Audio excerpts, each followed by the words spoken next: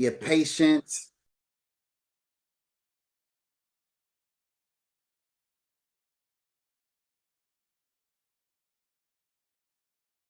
I won't belay the hour any longer. Miss Beck Faraday, are you able to hop on, or are we good Hi, to go? can everybody hear me? All right. Yes, yes, Okay. yes, yes, yes. I'm sorry about that, everybody. No, no, no, no worries. I was actually just about to go ahead and get us started, but go ahead. Okay, just give me a second.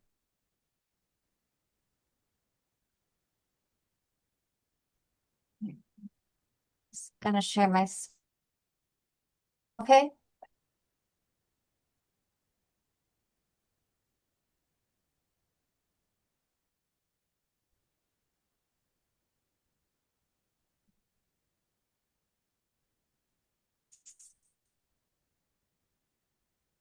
Can everybody still hear me?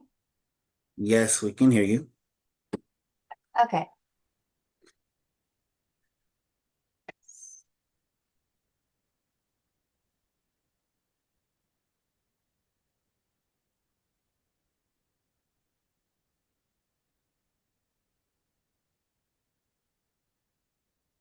All right, so my name's Beck.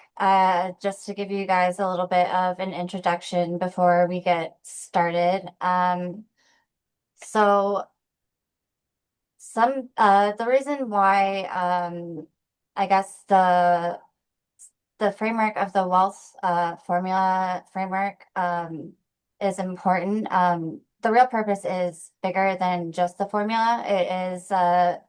It's more of a way for us to help make financial conversations feel less mysterious, less intimidating, and more connected to real life. I think that's the importance of what Supreme Life Services does here. Um, so I guess I should explain why I'm here.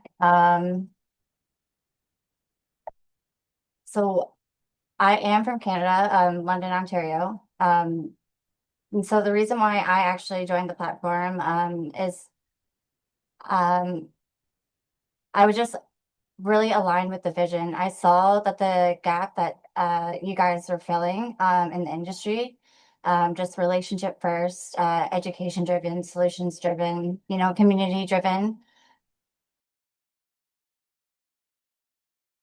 You guys show up for your clients, you guys show up for be honest about why it's a little bit personal for me. I'm sorry. So the work personally matters to me because I've had a health journey, for the past, 5 years, you know, time as a way to, you know, get at my value. So you know how we lend off and has been mostly time up until this point. So it made me think more intentionally about how quickly a plan can stop things theoretical. Why my why is to help build a legacy for my niece before life forces a decision for them. And so that's why I was drawn to OIC, especially Supreme Life Support that feels this really. And so I guess um,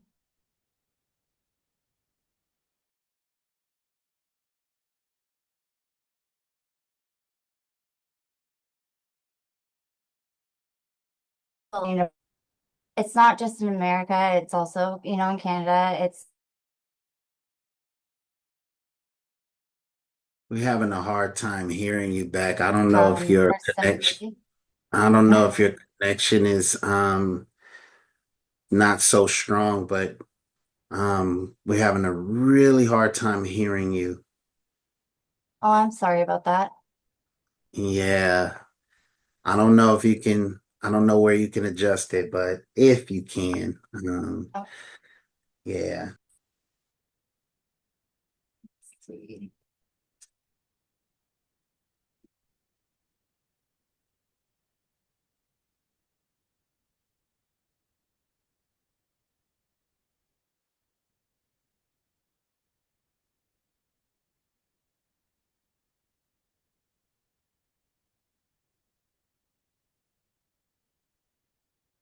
Is that better at all? Yeah, we can hear you. Okay. All right, yeah. So I guess I'll just kind of reset on this screen, just because we're a little bit running behind anyways. Is that I was just kind of saying that financial literacy is a universal conversation to be had. It's not just, a problem in America. It's also a problem over here in Canada as well. So, 32% of US adults have at least a 405 core financial knowledge questions, right, in 2024. Um, and then on the Canadian side of things, when you look at a similar non-retired Canadian said that they know what they need to know to save for retirement. And that's both in 2024. So that's very recent. Um, so I guess I would have to say, would most of us agree that many people, I guess that would be a fair question. If you would agree, just drop a one in the chat. Yes, absolutely. Yeah. Um, and the point of these two numbers is not to, compare. It's just to show that clarity is a real gap on both sides of the border. So good education, gives people language and better questions before they need to make, the high stakes decisions. And that's what we're here for. A big part of that starts with the messages we inherit about money.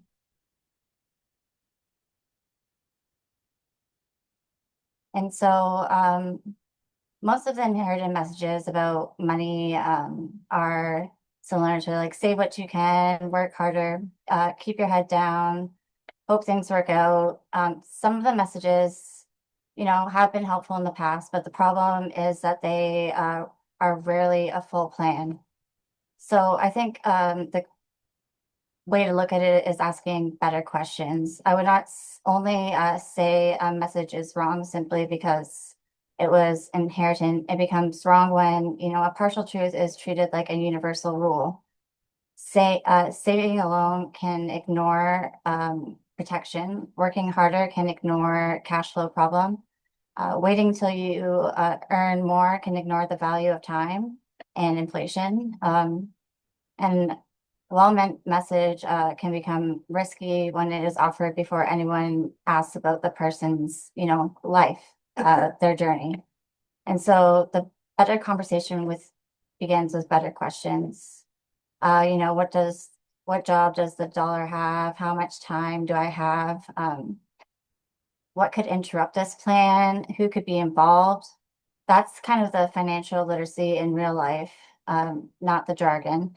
And so the goal is to make anyone feel, not to make anybody feel behind, sorry, but to replace the uncertainty with enough clarity to take the next sensible step.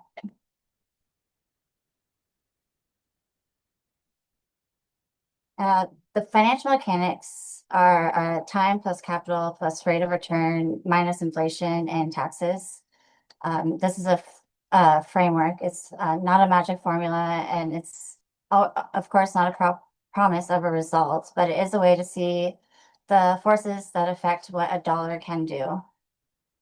Um, but the mechanics only matter because of the human outcome, which is, the knowledge we gain from it, the protection, flexibility, choice, what we're building towards. And then, time gives us that runway. Capital is the money and habits we consistently put to work, and return has trade-offs. Inflation and taxes can quietly reduce what a dollar can do. So understanding all these moving pieces helps us ask better questions instead of reaching for a one size fits all answer. And so time does not make the plan richer, it makes it less expensive to fund. So if you think about it like this is Mr. Start Early and Mr. Start Late illustration. Um, Mr. Start Early contributes $3,600 a year from ages 25 through 31, then stops contributing, while Mr. Start Late begins at 32 and keeps contributing through 48. So by age 49, the illustration shows similar values, but Mr. Start Late had to use much more working capital to catch up. And so the point of it is not to, shame anyone who starts later, but, life starts lifing. That's one of the things we all seem to say on this platform. So a move, a child, a health change, caring for family, or the cost of life can interrupt a plan. And the lesson is simpler than the math. So start when you can, give your money a clear job, then give the plan enough time to work. That's the hypothetical illustration.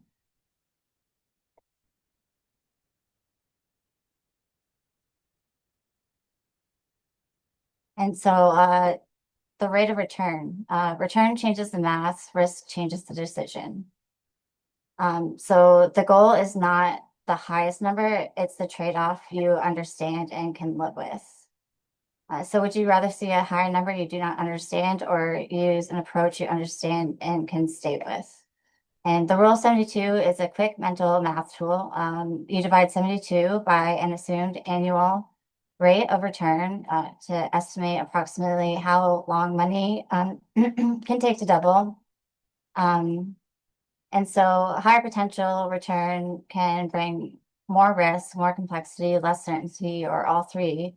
The question is whether or not what is the biggest percentage I can chase. The better question would be, what can I understand, afford, and stay with? A good decision weighs return alongside time horizon, access to money, fees, tax treatments, and the amount of stress someone is willing to carry alongside that because your health is just as important. And so inflation is why people and your money need a purpose and a plan. Um, it's not the reason to take risk you can't afford, but it's more of, what future job will the next dollar you save need to do for you? And so inflation just simply means a dollar sitting still can lose purchasing power as prices rise. And we feel that in ordinary life from, groceries to rent, especially nowadays, the cost of just the basic things that we need to go by day to day. And that does not mean someone should take risks they can't afford. It just means the plan should deliberately consider whether money is growing enough to remain useful in the future. And the planning question is not what's the hottest thing right now. It's is the dollar positioned in a way that gives it a fair chance to do the job I need it to do later. So next slide, we just kind of jump into tax treatment because it's not just what you earn, it's what you keep. And so different accounts and financial tools can have different tax treatments, and those details depend on the structure, jurisdiction, and individual. Um, the main point is that the structure around a dollar can matter just as much as the amount itself. When tax or legal expertise is part of that question, the right next step is to bring the right licensed professional into the conversation. So we do not need to make blanket tax promises. We need to make sure the question is understood well enough to get to the right guidance. And so now I just actually, I'm not sure if I can share it quickly. Just give me a moment.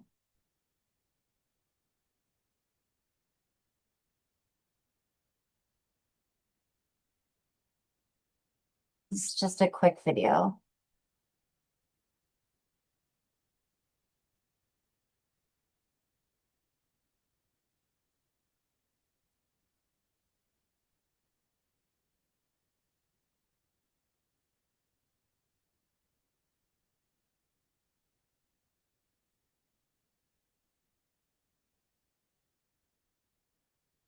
We can't hear the audio back when you share.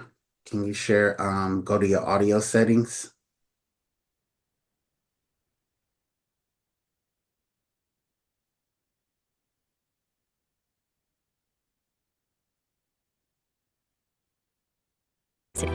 Each account and each allocation should support the Perfect. same larger All right, direction. start it over Build for a us. purposeful All architecture, right. near-term needs in reach, long-term ambitions in motion, and risk matched to the role of each dollar. Diversification is each account and each allocation should support rather than your money should never drift without purpose.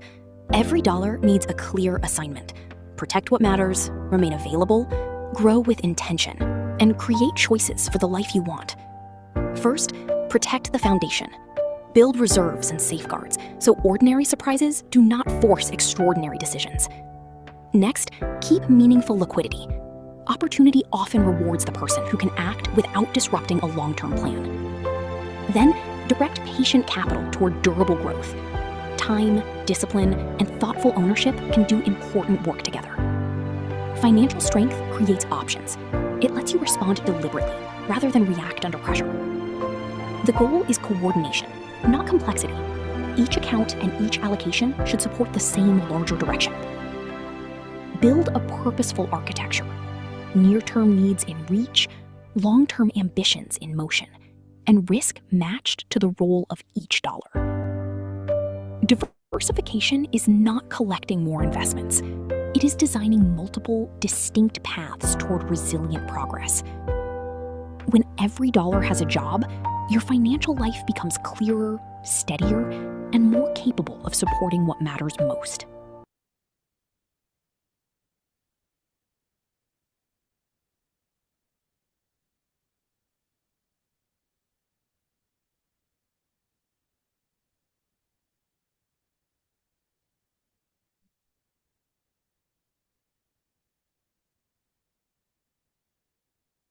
Can you guys still hear me? Am I good?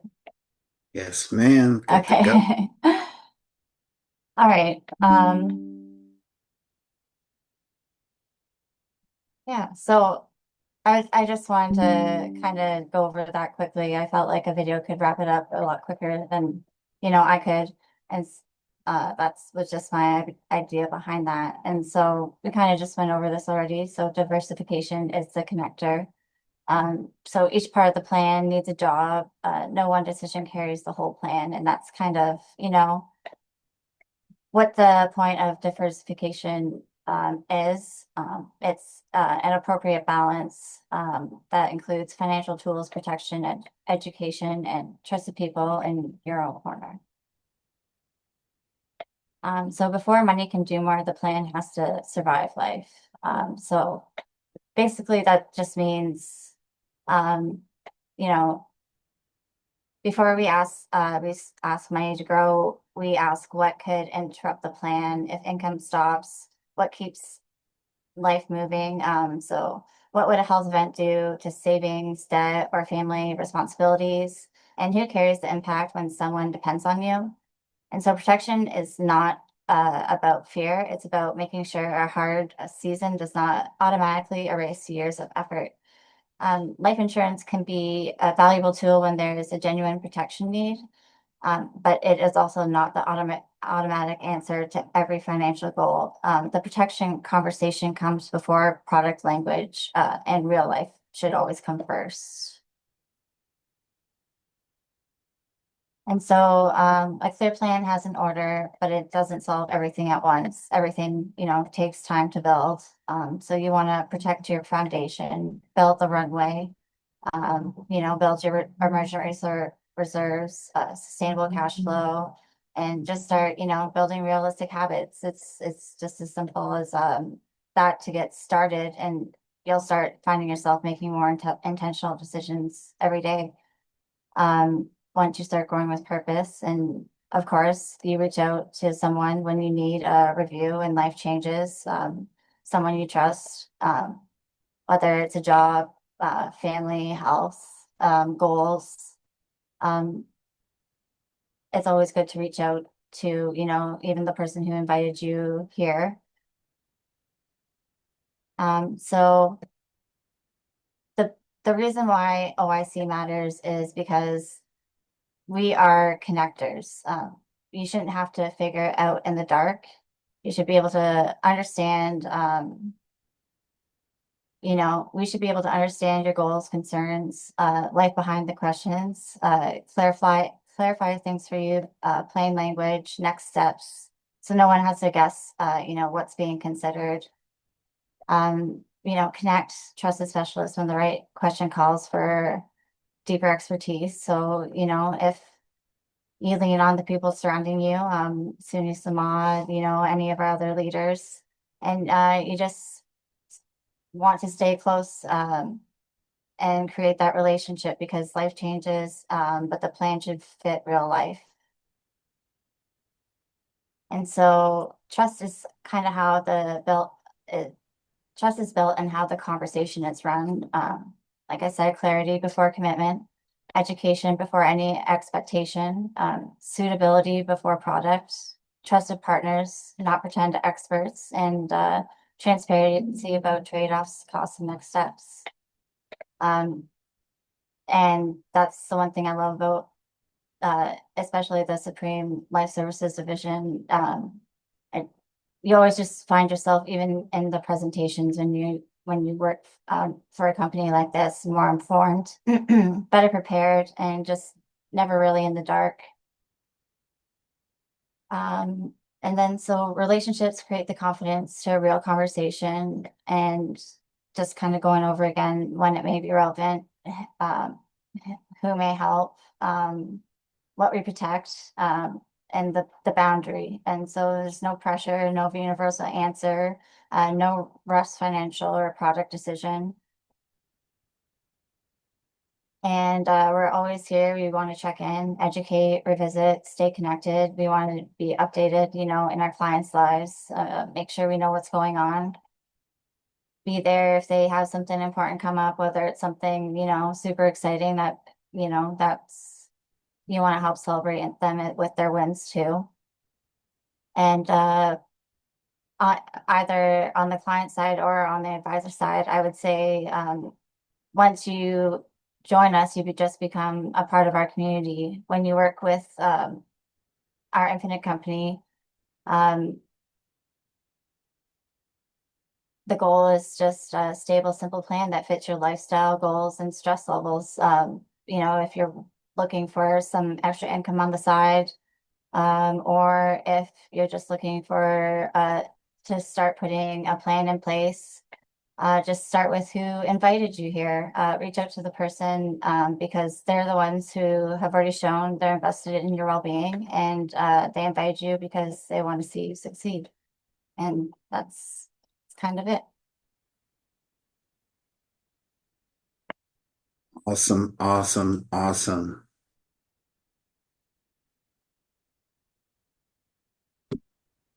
All right, you guys. Well, we appreciate everybody for showing up and showing Miss Beck Faraday some love.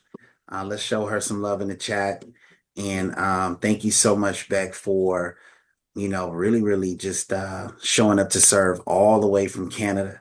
We definitely appreciate just you being here, and you really, really are a beacon of hope. I hope you realize that you're a beacon of hope and inspiration, meaning that whenever we see you on the platform serving all the way from Canada, you represent our expansion. Okay. And so we love seeing you on the platform, and you've done an amazing job with the wealth formula tonight. So thank you very much. And we'll see you guys next week. All right. I just Beck, I just wanted to any say one closing last remarks? thing. Yes, ma'am. Yeah. Yes, ma'am. I appreciate you guys, struggling through me with that. It's my first presentation in a very long time.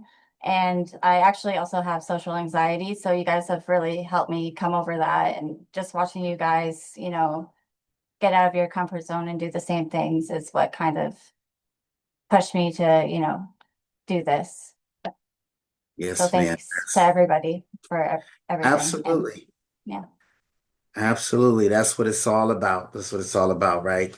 For us and everybody on the call, we all know that we don't necessarily um appeal to the transaction. The relationship is what it's all about with us, as you mentioned in the wealth formula, right? So we're about building relationships and building people and building the next leaders here. So this was a pleasure to watch you grow right in front of our eyes tonight, right? And but you did an amazing job. You did an amazing job. So you should be definitely be proud of yourself, okay? And so with that said, everybody, listen, we'll see you guys on the next one. All right. You guys have a blessed evening. Peace.